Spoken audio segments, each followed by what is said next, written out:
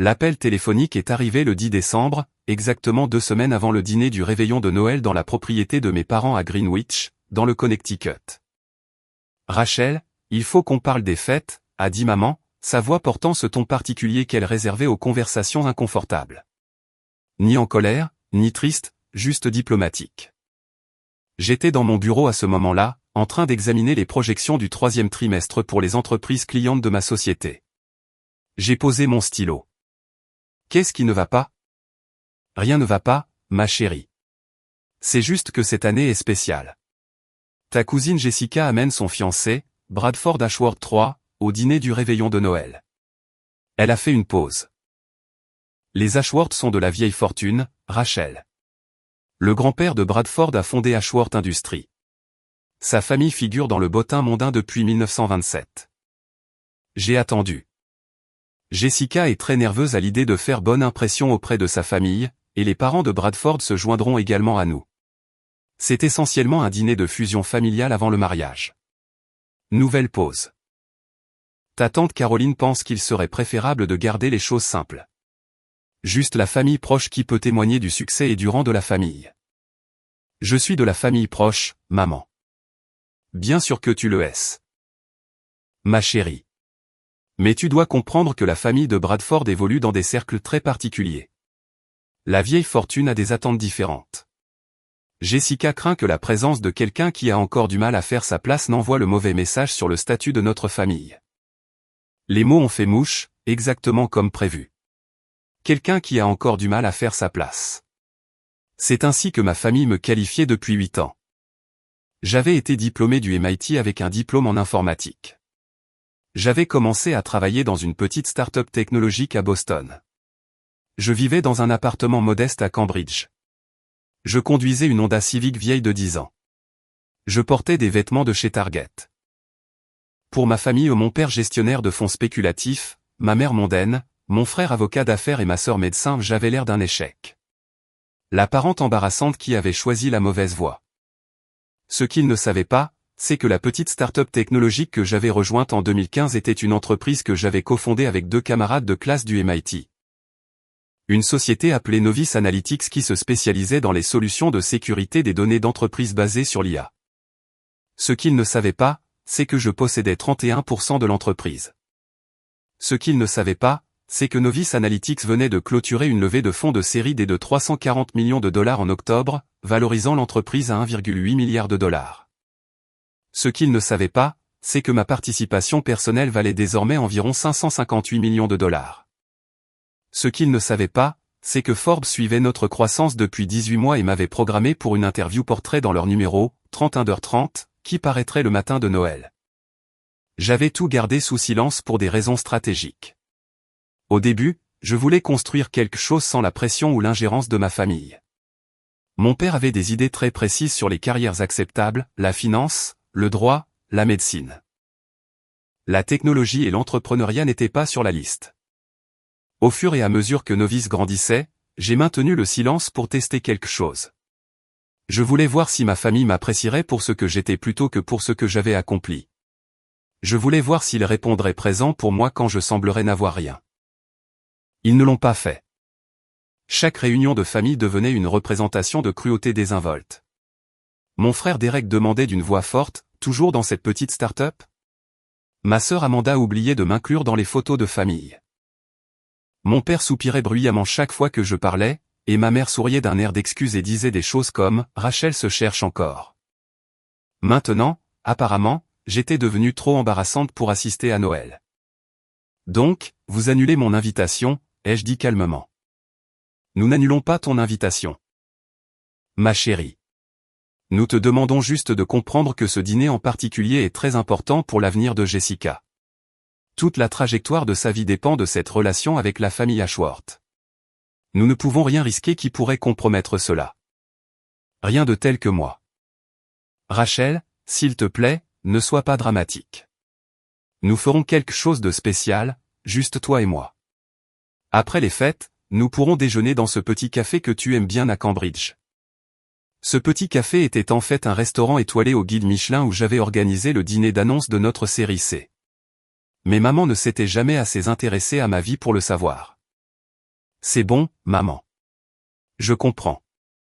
Oh, Dieu merci. Je savais que tu serais raisonnable à ce sujet. Tu es si doué pour comprendre ces choses. Après avoir raccroché, je me suis assise dans mon bureau d'angle, face aux fenêtres allant du sol au plafond surplombant le port de Boston, et j'ai pris une décision. J'ai ouvert mes contacts et j'ai appelé mon attaché de presse, Marcus Chen. Marcus, le portrait dans Forbes, quand est-ce qu'il sera en ligne? L'édition numérique sort le matin de Noël à 6 heures, heure de l'Est. L'édition papier arrive en kiosque le même jour. Pourquoi? J'ai besoin que tu t'assures qu'il bénéficie d'une diffusion maximale. Contacte tous ceux qui figurent sur notre liste de presse. Assure-toi que tous les grands médias soient au courant de sa sortie. Rachel, ça va déjà faire un carton. La liste 30 Under 30 de Forbes est toujours très suivie. Mais oui, je peux amplifier. Quelle est l'occasion? Je veux juste m'assurer que ma famille puisse le trouver, ai-je dit. Les 8 années écoulées entre l'obtention de mon diplôme du MIT et cet appel téléphonique avaient été soigneusement construites.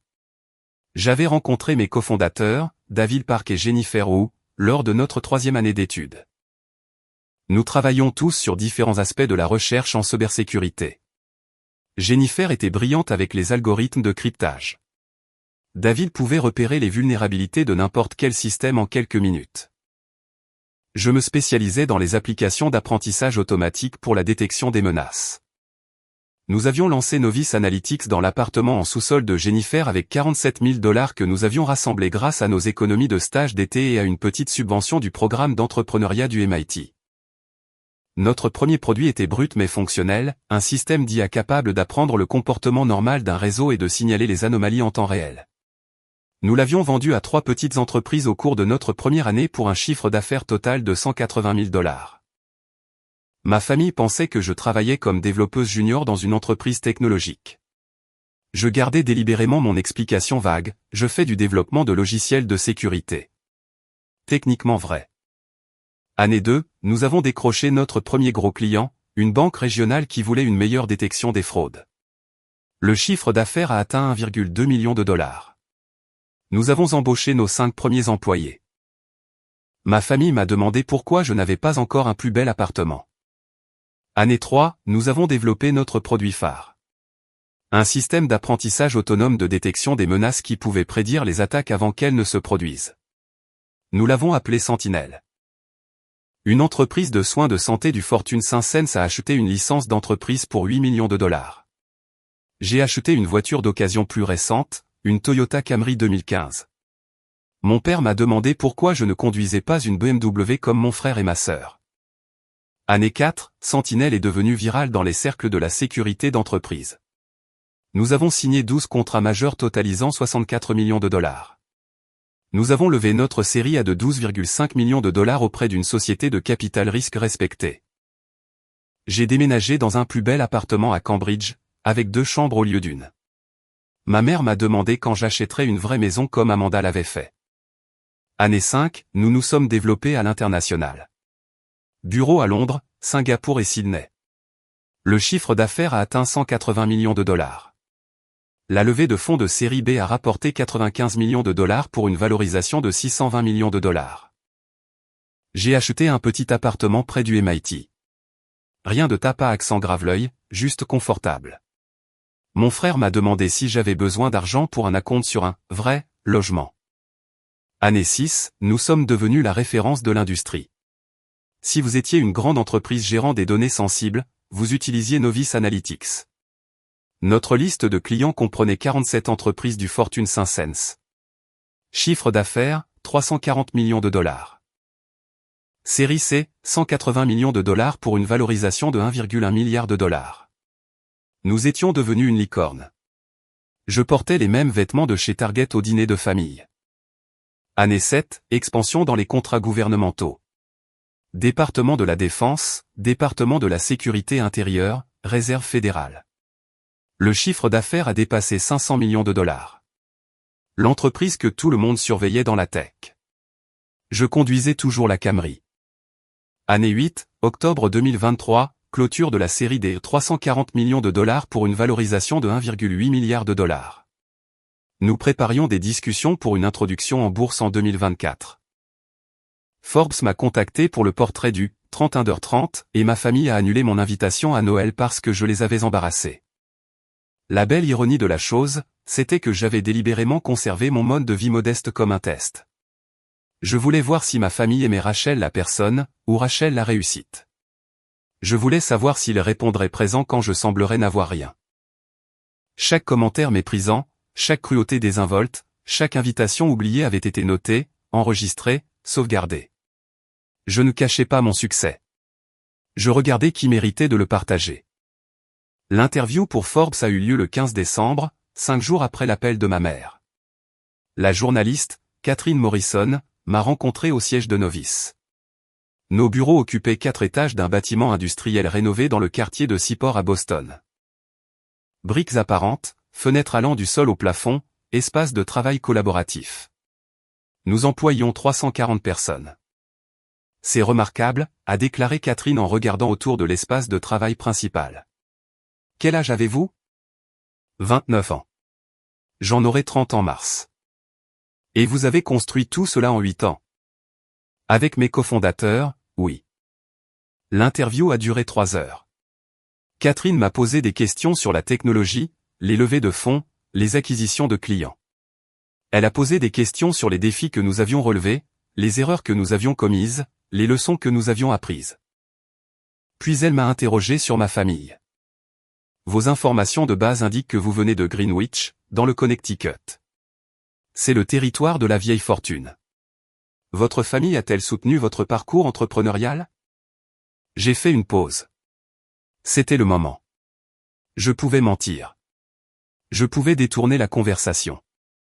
Je pouvais les protéger. Mais j'ai dit la vérité. Ma famille ne sait pas ce que je fais, ai-je dit. Ils pensent que je travaille dans une petite entreprise technologique et que je gagne un salaire modeste. Ils n'ont jamais demandé de détails. Ils ont décidé que j'étais l'échec de la famille, et ils n'ont jamais été assez curieux pour vérifier si cette supposition était vraie. Le stylo de Catherine s'est arrêté de bouger. Ils ne savent pas que vous valez un demi-milliard de dollars ? Ils ne savent pas que j'ai cofondé Novice. Ils ne savent pas que mon titre est directrice de la technologie. Ils ne savent pas que je détiens 31% du capital. Ils n'ont jamais demandé à visiter mon bureau. Ils n'ont jamais posé de questions sur mon travail au-delà d'eux. Toujours dans cette petite start-up ? J'ai souri. Il y a 2 semaines, ma mère a annulé mon invitation au dîner du réveillon de Noël parce que ma présence embarrasserait la famille devant le riche fiancé de ma cousine. Elle a annulé votre invitation ? Elle a dit que la présence de quelqu'un qui a encore du mal à faire sa place enverrait le mauvais message sur le statut de notre famille. Catherine est restée silencieuse un moment. Ça va être dans l'article. J'ai présumé que oui. Rachel, ce portrait va être lu par des millions de personnes. Votre famille va le découvrir. Je sais. Le matin de Noël. Et vous êtes d'accord avec ça ? J'ai pensé à 8 années de rejet, 8 années à être oublié, négligé, rabaissé. 8 années à tester s'il m'aimerait sans réussite pour valider ma valeur. Je ne fais pas ça par vengeance, ai-je dit. Je le fais parce que je suis fatigué de cacher mon succès pour protéger des gens qui ne m'ont jamais protégé. J'ai construit quelque chose d'extraordinaire. J'emploie 340 personnes. Je sécurise les données d'organisation qui protègent des millions de vies. Et je l'ai fait pendant que ma famille avait honte de m'inclure sur une photo. Catherine a hoché la tête. Quand est-ce que ça sera publié ? Le matin de Noël, le 25 décembre, à 6 heures. Les jours précédant Noël, j'ai fait des préparatifs minutieux. D'abord, j'ai appelé mon avocate, Sarah Vance, qui gérait nos affaires d'entreprise depuis la série A. Sarah, j'ai besoin que tu prépares quelque chose pour moi. Je veux un dossier de documentation complet sur ma participation au capital de Novice, mon rôle de CTO et la valorisation actuelle de l'entreprise. En tête officielle, toutes les signatures, tout doit avoir une valeur juridique. Y a-t-il un problème ? Aucun problème. Je vais juste avoir besoin de preuves de quelque chose très bientôt, et je veux une documentation en béton. Je l'aurai prête pour le 23 décembre. Ensuite, j'ai appelé Marcus. L'article de Forbes va créer le chaos dans ma vie personnelle, ai-je dit. J'ai besoin que tu prépares une déclaration que je pourrai publier si nécessaire. Quelque chose de bref sur le maintien de la vie privée pendant la création de l'entreprise. Quelque chose sur le fait que les dynamiques familiales sont compliquées. Quelque chose qui protège mes cofondateurs et mes employés du drame. Considère que c'est fait. Tu veux que je briefe l'équipe sur ce qui pourrait arriver? Oui, le jour de Noël va être mouvementé. Troisièmement, j'ai appelé mes cofondateurs pour une réunion vidéo. Écoutez. Vous savez tous les deux que j'ai tenu ma famille à distance de novice. Cela est sur le point de changer d'une manière très publique. Le portrait de Forbes révèle que ma famille ne connaît pas mon rôle ici. Cela pourrait créer un certain intérêt médiatique sous cet angle. Je veux que vous soyez tous les deux préparés. David Harry. Rachel, on assure tes arrières. Ta famille n'a aucune idée de ce à côté de quoi elle est passée. Laisse-les le découvrir avec le reste du monde. Jennifer était plus pensive. Es-tu sûr de vouloir faire ça? Une fois que c'est public, tu ne pourras plus revenir en arrière. J'en suis sûr. J'ai passé 8 ans à me faire toute petite pour les mettre à l'aise. J'ai fini de faire ça. Enfin, le 23 décembre, j'ai fait quelque chose que je n'avais jamais fait auparavant. Je suis allé faire du shopping. J'ai acheté une robe en soie bleu nuit dans une boutique de créateurs à Boston. Coût, $3,800. J'ai acheté des chaussures assorties. J'ai acheté des bijoux, simples, élégants, chers. Je me suis fait coiffer par un professionnel. Pendant 8 ans, je m'étais habillé de façon décontractée, modeste, oubliable. Pour Noël, j'allais m'habiller comme la directrice de la technologie d'une entreprise de 1,8 milliard de dollars. Parce que même si je n'étais pas invité au dîner de ma famille, j'avais un autre endroit où aller. Marcus avait organisé quelque chose de parfait. Le soir de Noël, il y avait un gala de fin d'année au Four Seasons de Boston, un événement caritatif pour les leaders de l'industrie technologique au profit des programmes d'éducation STEM. La liste des invités comprenait des PDG, des investisseurs en capital risque et plusieurs journalistes de Forbes, dont Catherine Morrison. J'avais confirmé ma présence. Oui. Si ma famille allait fêter Noël avec la vieille fortune, j'allais le fêter avec les nouveaux riches. L'argent qui construisait des choses, changeait des industries et employait des milliers de personnes. Le soir du réveillon de Noël, j'ai passé la soirée seul dans mon appartement, j'ai commandé à emporter, j'ai regardé des films classiques, j'ai vérifié mon téléphone régulièrement. Rien de la part de ma famille. Pas de texto, joyeux réveillon.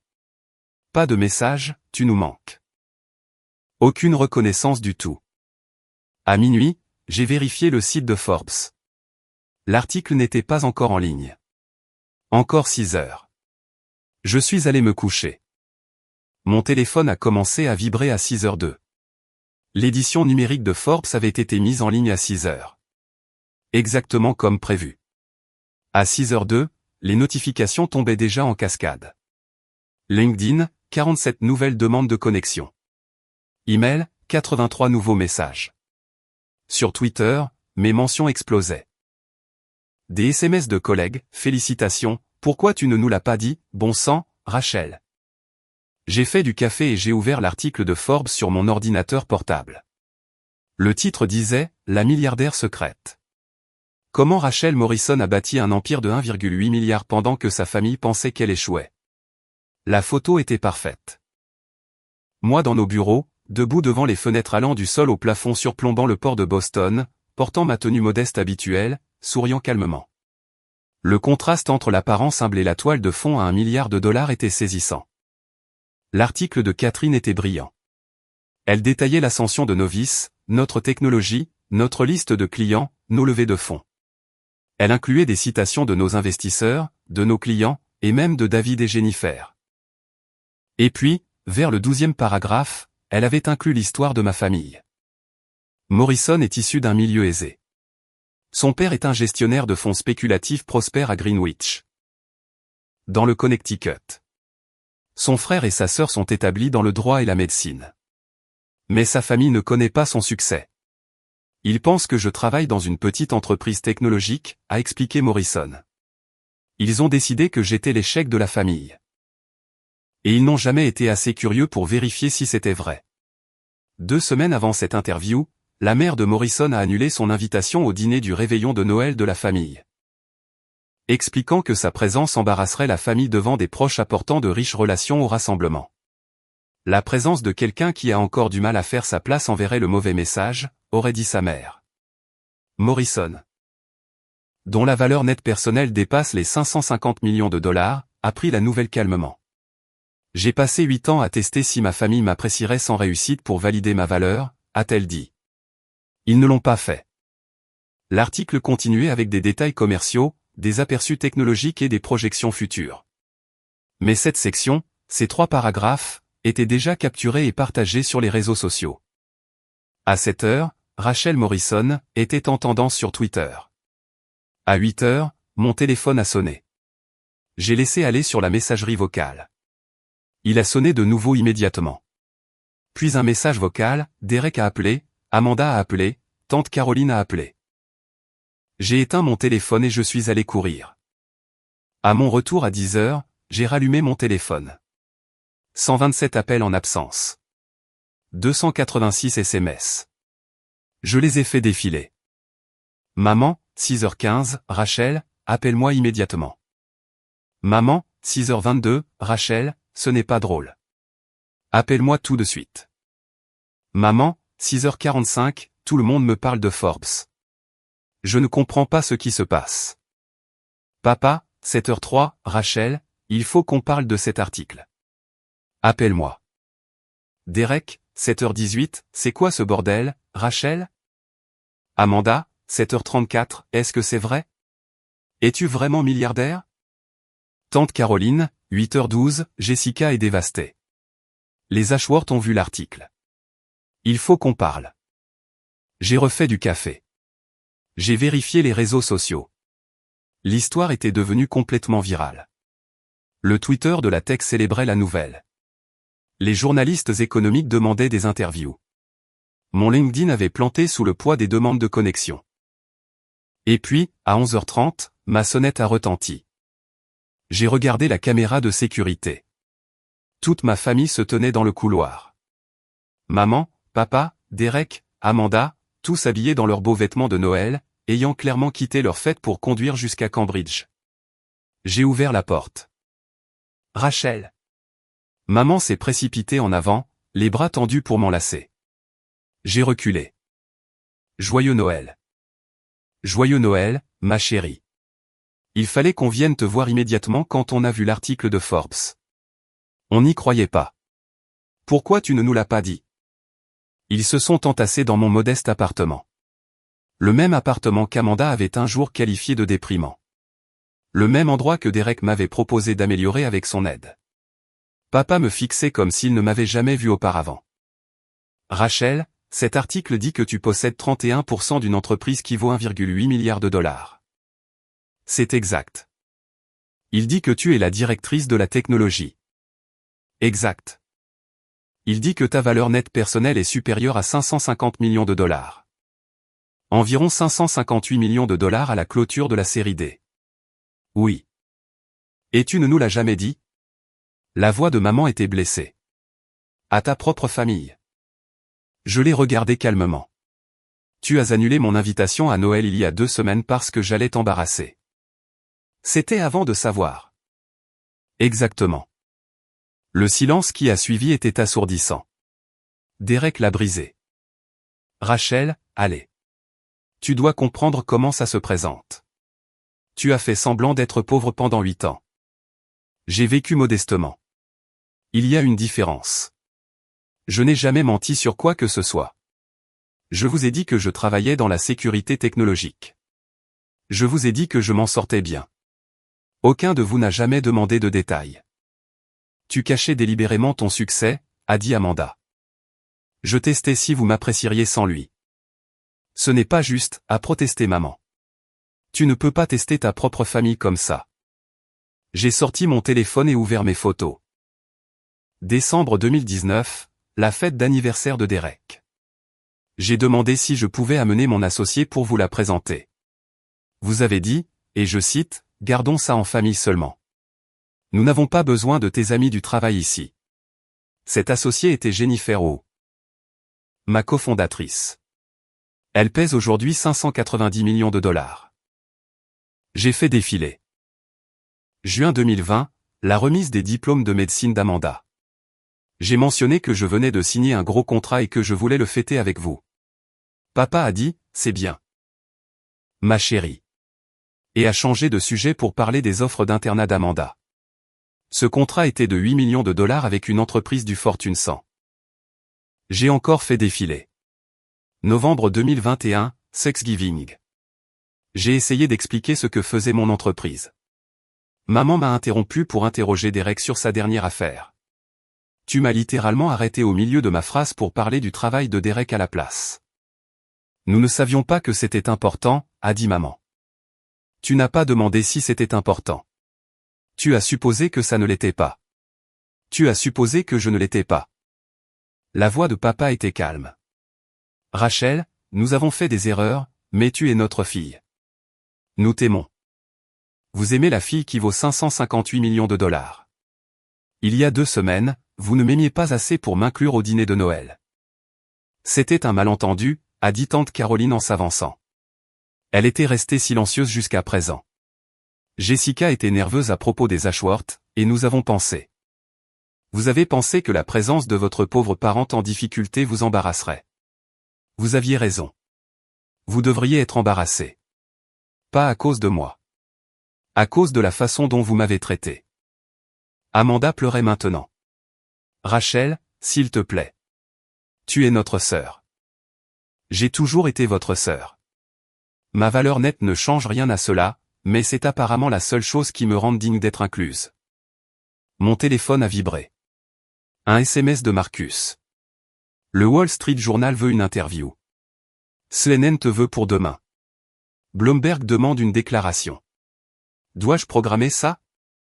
J'ai regardé ma famille. J'ai besoin que vous partiez tous. Rachel, a commencé maman. Non, s'il vous plaît. Nous n'avons pas fini d'en parler, a dit papa. Honnêtement, si. Vous avez fini de me dire ce que j'aurais dû vous dire. J'ai fini d'expliquer pourquoi je ne vous ai pas fait confiance avec la chose la plus importante que j'ai jamais construite. Je me suis dirigé vers la porte et je l'ai ouverte. Joyeux Noël. Profitez bien de votre dîner avec les Ashworth. Je suis sûr qu'avoir une fille qui vaut un demi-milliard de dollars aidera à faire la bonne impression. Le visage de maman s'est décomposé. Ce n'est pas juste. Annuler mon invitation à Noël ne l'était pas non plus. Ils sont sortis lentement, à la file indienne. Derek a essayé de dire quelque chose, mais j'ai fermé la porte avant qu'il ne puisse le faire. Je l'ai verrouillé et je m'y suis adossé, respirant bruyamment. Mon téléphone a de nouveau sonné. Cette fois, c'était Jennifer. Rachel, as-tu vu Twitter? Nous sommes numéro 1 des tendances mondiales. J'ai vu. Ça va? L'histoire de ta famille dans l'article. C'était courageux. Ça va. Mieux que ça, en fait. Bien, parce que Marcus vient de me transférer des demandes d'interview de tous les grands médias. Tu es sur le point de devenir très, très célèbre. J'ai souri. Envoie-moi la liste. Parlons de celles qui correspondent au calendrier de notre introduction en bourse. Là, tu penses comme une PDG. Joyeux Noël, Rachel. Joyeux Noël, Jen. J'ai raccroché et j'ai marché vers ma fenêtre. Cambridge s'étendait sous mes yeux, décoré de lumière de Noël, magnifique et paisible. Mon téléphone a vibré à nouveau. Un autre SMS de maman. S'il te plaît, appelle-moi. Nous pouvons arranger ça. Je l'ai supprimé. Il n'y avait rien à arranger. Pendant 8 ans, je leur avais donné toutes les occasions de me voir. Ils avaient choisi de ne pas regarder. Maintenant, le monde entier regardait, et je ne faisais que commencer. Les 48 heures suivantes furent une classe de maître sur les conséquences. Le soir de Noël, j'ai assisté au gala du Four Seasons dans ma robe bleu nuit.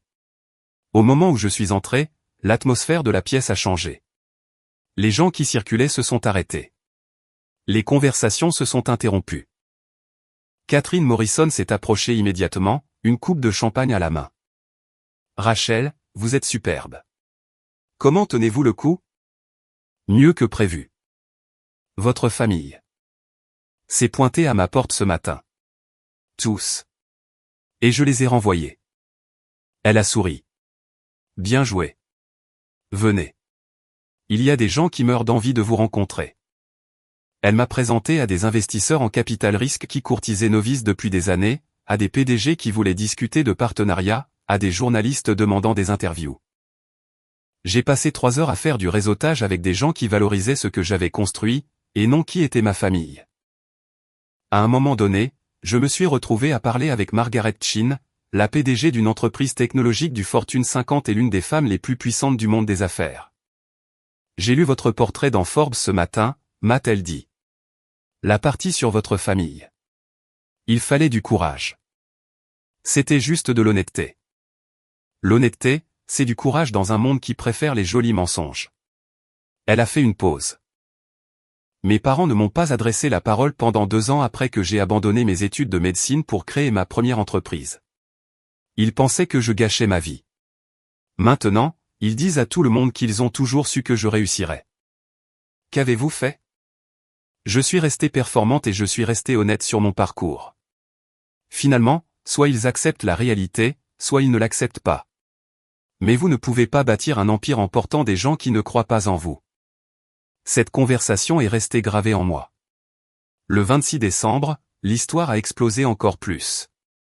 Le Wall Street Journal a publié un article de fond, La milliardaire cachée de la tech. Pourquoi Rachel Morrison a laissé sa famille dans l'ignorance? Bloomberg en a parlé. TechCrunch a fait une analyse approfondie sur la technologie et la valorisation de Novice. Le récit qui en a émergé était fascinant. Les réseaux sociaux se sont divisés en plusieurs camps. Un camp célébrait l'aspect du « travail en secret », l'idée que j'avais construit quelque chose d'extraordinaire sans fanfare ni pression familiale. Des fondateurs de la tech ont partagé leurs propres histoires de membres de leur famille qui ne comprenaient pas leur travail. Un autre camp a débattu de l'éthique de « tester » sa famille. Des thérapeutes sont intervenus sur les réseaux sociaux au sujet des dynamiques familiales et de l'amour inconditionnel. Mais le récit dominant portait sur la classe sociale, l'ancienne fortune contre les nouveaux riches, et la cruauté des familles qui valorisent l'apparence plutôt que la substance. Ma famille est devenue le symbole de tout ce qui n'allait pas dans les attitudes de la vieille fortune. Le 27 décembre, mon téléphone a sonné, affichant un numéro inconnu. J'ai répondu. Mademoiselle Morrison, ici Bradford Ashworth 3. J'ai failli faire tomber mon téléphone. Le fiancé de Jessica? Oui. Je vous appelle parce que je vous dois des excuses. Je n'avais aucune idée que votre famille avait annulé votre invitation à Noël à cause de moi. À cause des attentes de ma famille. C'est inadmissible. Je suis restée silencieuse, choquée. Je veux que vous sachiez que j'ai dit à Jessica hier que toute famille qui vous traiterait de la sorte n'est pas une famille dans laquelle je souhaite entrer par le mariage. J'ai rompu nos fiançailles. Vous avez quoi? J'y ai mis fin. Ma famille est de la vieille fortune, oui, mais nous avons bâti cet argent par l'innovation et le travail acharné il y a 3 générations. Mon grand-père serait consterné de savoir que son nom a été utilisé pour exclure quelqu'un comme vous. Quelqu'un qui construit réellement quelque chose de significatif. Il a fait une pause. Je suis désolé que vous ayez été blessé par cela et je suis désolé d'avoir été utilisé comme excuse. Bradford, vous n'êtes pas obligé de. Si, et je l'ai fait. Je vous souhaite le meilleur, Mademoiselle Morrison. J'ai déjà donné des instructions à mon équipe financière pour qu'elle contacte Novice en vue d'un investissement potentiel dans votre série le moment venu. Il a raccroché. J'ai regardé mon téléphone, incrédule.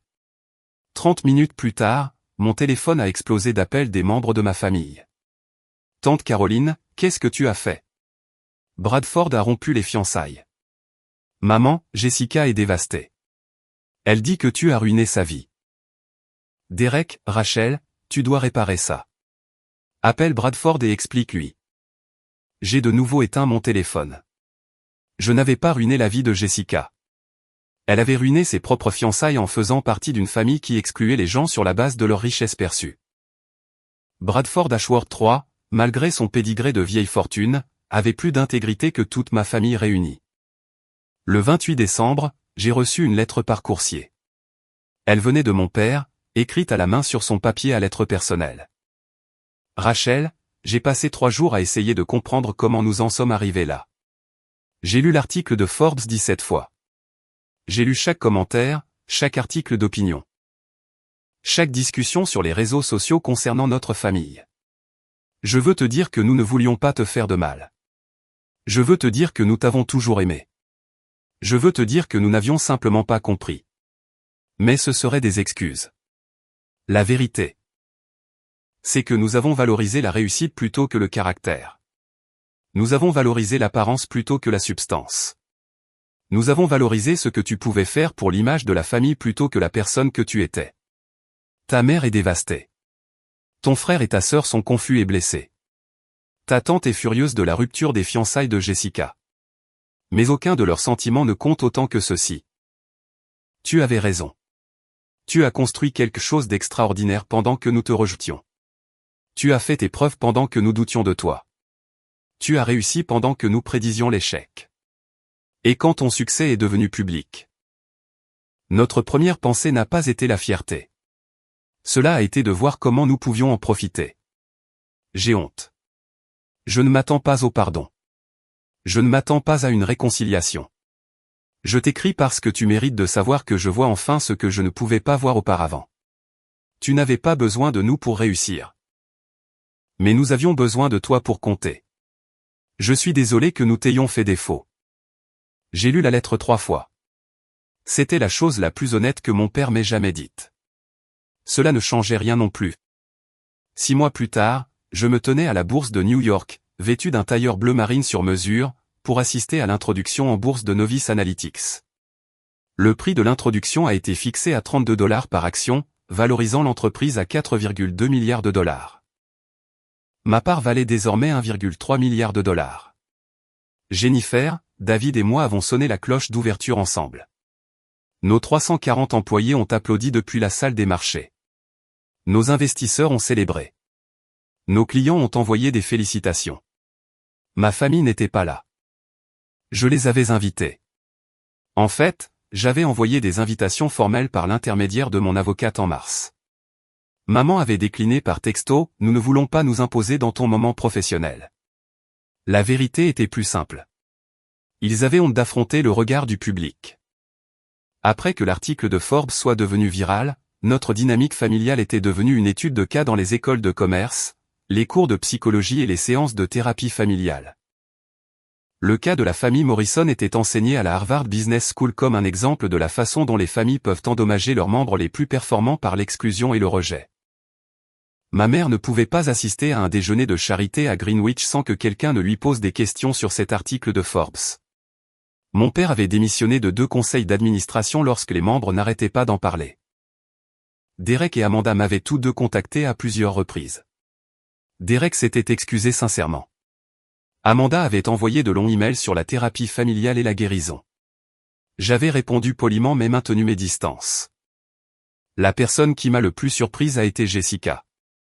Elle a appelé en février, 3 mois après que Bradford ait mis fin à leurs fiançailles. Rachel, je dois te présenter mes excuses. En fait, je dois faire plus que m'excuser. Je dois te remercier. Pourquoi? Pour avoir révélé exactement qui j'étais devenu. Bradford a eu raison de mettre fin à notre relation. J'étais tellement concentré sur l'idée de me marier dans la bonne famille que j'en ai oublié d'être un être humain décent. Je t'ai exclu parce que tu ne correspondais pas à mon image de la réussite. C'est impardonnable. Jessica. Laisse-moi finir. J'ai passé 3 mois en thérapie. Une vraie thérapie, pas juste pour me défouler auprès d'un conseiller. J'apprends que j'ai construit toute ma vie autour de l'approbation des autres. Je ne sais même pas ce que je veux vraiment. Elle a fait une pause. Je me suis inscrite à un programme de maîtrise. En travail social. Je commence à l'automne. En travail social? Je veux aider les familles en difficulté. De vraies difficultés, pas je ne peux pas me payer le bon country club. De vraies difficultés. Je veux faire quelque chose qui compte. Nous nous étions retrouvés pour prendre un café après ça. Nous avions commencé à reconstruire quelque chose. Pas la relation entre cousines que nous avions eue auparavant, mais quelque chose de plus honnête. Maintenant, à New York, en regardant notre symbole boursier, NVUS, clignoter sur les écrans. Mon téléphone a vibré. Jessica, je regarde la diffusion en direct. Tellement fier de toi. Tu l'as fait. Bradford Ashworth 3, félicitations, Mademoiselle Morrison. Je vous avais dit que nous investirions dans la série E. Je suis impatient de voir notre partenariat se concrétiser. Marcus, l'action a grimpé de 34% dans la première heure. Tu es officiellement milliardaire. Qu'est-ce que ça fait? J'ai regardé autour de moi dans la salle des marchés, vers Jennifer qui avait cru en notre technologie dès le premier jour, vers David, qui déboguait du code à 3 heures du matin dans le sous-sol de Jennifer, vers nos employés qui avaient fait de cette entreprise quelque chose d'important. J'ai pensé à ma famille, absente, mais enfin honnête sur les raisons de cette absence. J'ai pensé aux 8 années passées à tester, à observer, à construire en secret tout en étant rejeté comme une ratée. J'ai pensé au choix que j'avais fait de valoriser l'authenticité plutôt que l'approbation. Et j'ai réalisé quelque chose. Je n'étais pas soulagé qu'il voie enfin mon succès. J'étais soulagé de ne plus avoir besoin qu'il le voie. Mon téléphone a sonné. Numéro inconnu. J'ai failli refuser, mais quelque chose m'a poussé à répondre. Rachel Morrison à l'appareil. Mademoiselle Morrison. Ici le bureau du gouverneur Williams. Madame le gouverneur aimerait savoir si vous seriez disponible pour une réunion la semaine prochaine afin de discuter d'une nouvelle initiative d'éducation STEM qu'elle lance. Elle a été très impressionnée par votre portrait dans Forbes. Et votre engagement en faveur de l'accès à l'éducation. J'ai souri. J'en serais honoré. Demandez à votre bureau d'envoyer les détails à mon assistant. Après avoir raccroché, Jennifer est apparue à mes côtés. Tout va bien? Tout est parfait. Le gouverneur veut me rencontrer à propos de programmes éducatifs. Bien sûr qu'elle le veut. Tu es Rachel Morrison, la PDG technologique milliardaire qui a bâti un empire pendant que sa famille pensait qu'elle échouait. Elle a souri de toutes ses dents. On ne s'en lasse pas. Vraiment pas. Nous avons regardé le téléscripteur de la bourse ensemble. NVUS grimpait, grimpait, grimpait. Et, Rachel, a dit doucement Jennifer. Ouais. Je suis contente que tu aies gardé un secret pour eux. Je suis contente que tu aies protégé ce que nous avons construit jusqu'à ce que ce soit assez fort pour parler de lui-même. Moi aussi. Et je suis heureuse que tu sois mon amie, pas seulement ma cofondatrice. Je l'ai regardé. Ma vraie famille, celle que j'avais choisie, celle qui avait répondu présente quand je semblais n'avoir rien. Moi aussi, ai-je dit. Mon téléphone a vibré une dernière fois. Maman, je regarde la couverture de la bourse. Tu es magnifique. Je suis désolé de ne pas être là. Je comprends pourquoi. Je t'aime. J'ai fixé le message pendant un long moment. Puis j'ai répondu, je t'aime aussi, mais l'amour ne suffit plus. Il doit être accompagné de respect, de curiosité et de conviction. Quand tu seras prête à offrir tout ça, on pourra parler. J'ai appuyé sur envoyer et j'ai rangé mon téléphone.